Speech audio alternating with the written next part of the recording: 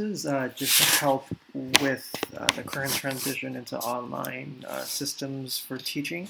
I just want to cover these three basic things, which I have over here highlighted. The first is just assigning work through Google Classroom, starting with Google Classroom, how to make a video using your school MacBook or any MacBook, and also just quickly about Zoom and the things you can do with Zoom.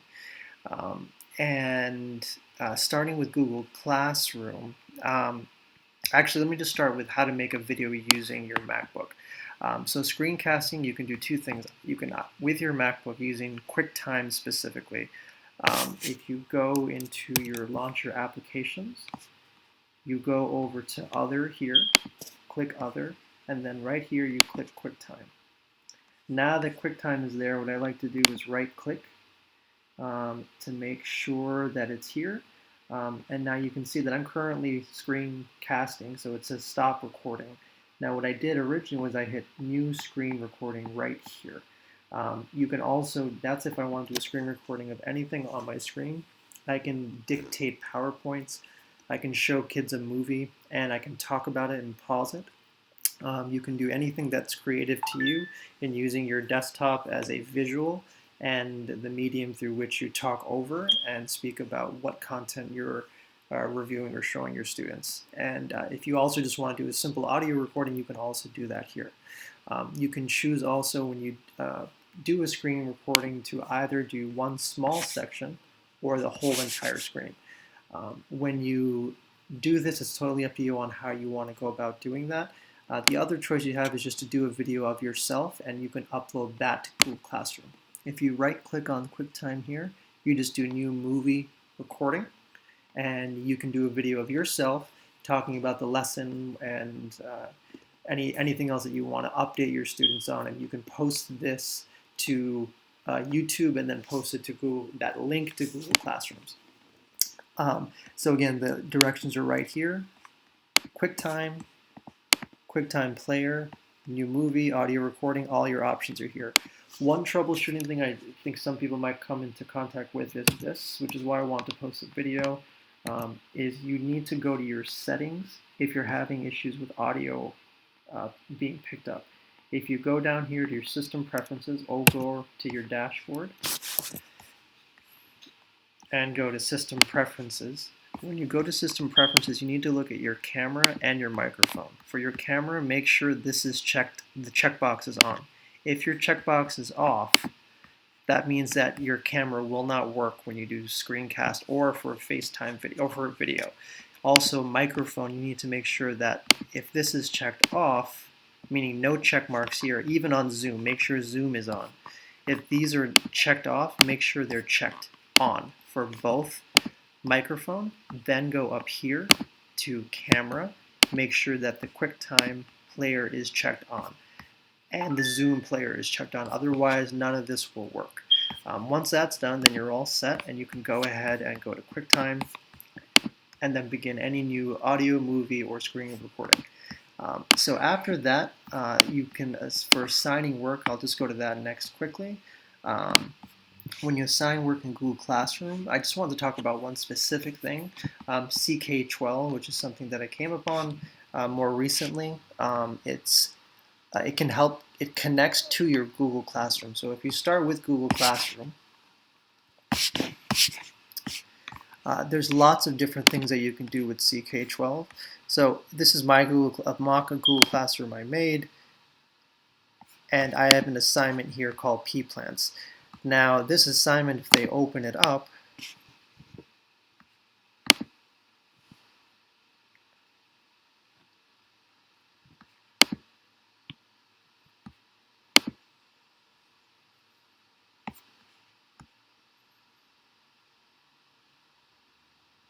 okay, this is the assignment that I posted and gave to them. This is a mock example. This is called P-Plans. Now, CK12 is completely free, not just during the crisis right now, but all year round, so that if you do any changes and if you make this account and make your own files, and you can even make your own textbook and edit the textbook based on their large volume, You can cut it down to whatever you want and what's necessary for you. I've given you an example here, like this pea plant. What you do is you go to assign, and you can assign it to make a classroom in CK12 or make a class or just connect it to your Google Classroom. When you do that, it just simply asks you to give you the start date and the due date, and then you hit assign. Let me just show you the other. This is an example of a textbook. For biology, for example, you can do this for math, for other subjects, history as well. There's many other subjects you can pick, which are all right here. Arithmetic, algebra, geometry, probability, science, biology, writing, engineering, all these subjects are open. Now, I picked CK12 biology for high school. Now, these are all the topics that it covers. These 13, if you notice, it's a total of 13 chapters that it covers. Now, what you can do essentially is you can edit and make this your own by going to customize. And after I customize it, I was able to cut down. I named it John D. O'Brien, biology. And you can always edit this at any point. I cut this down to just 10 topics that were really necessary for this for my students.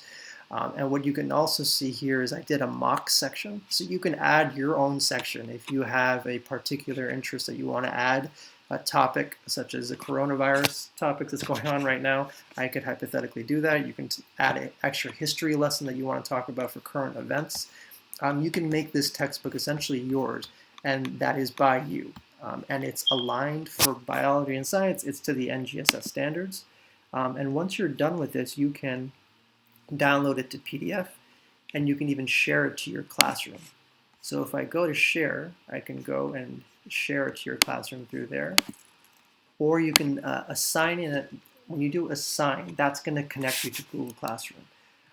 So I can assign it to my Google Classroom if I go to biology, and you can pick all the units you want to do. And if you notice here, let's say I do this. I want to give this student, and I want to have it due tomorrow.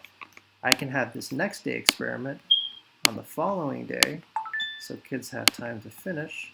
Notice what I'm doing is every single one I'm staggering so that they have time to finish, and then I can click assign, and then they got it. So now it goes directly into my Google Classroom. So there's all these different things that you can do with this. There's workbooks with worksheets that you can access. All depends on your subject level. And I just want to share that with you. When you go into your Clever account, we actually have CK12 for free. We're connected directly through Clever. So you can go, if you go into your CK12, or sorry, your Clever account, you can click on that, and it gives you direct access. You just log in with your Google account, which is right there.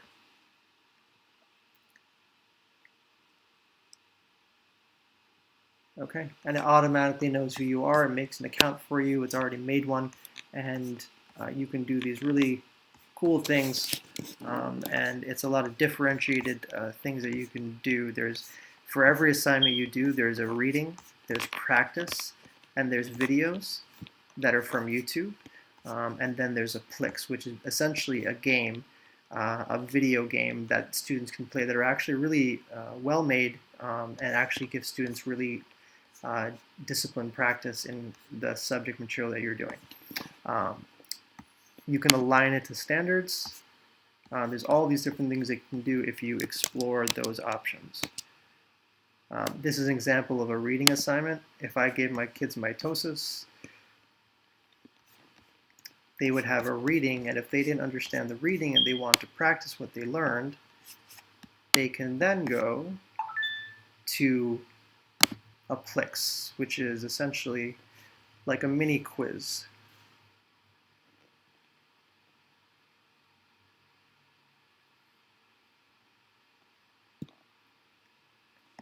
So they can see if they're getting it right, show the correct answer. There's all these different things that you can do with it. And the assignment here is shown in Google Classroom. You can make comments. Here's something for math folks. You can do compound inequalities. You can pick the sections that fit you best, which I think is really great about this. It's very open source. Different textbooks that you can use, and you can get really good data reports from here as well. Now, this is just one of the many different programs that you can use. I just want to give a quick run through on how this works. The next thing that I just want to finish with is just how Zoom works. What I did for my classroom just to test run it is it's really important that the students have the meeting code right here, the meeting ID, along with the link. So if you tell your students to copy and paste that, you can do a discussion, click that, just click allow,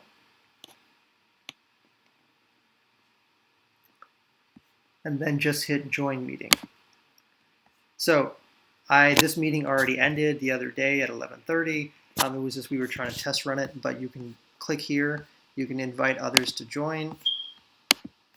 Okay, you can share your screen here. You can chat with people, and you can also record a session for students who were not able to come in or could not watch a video on a particular day, and then you can upload that live stream that you had or discussion that you had.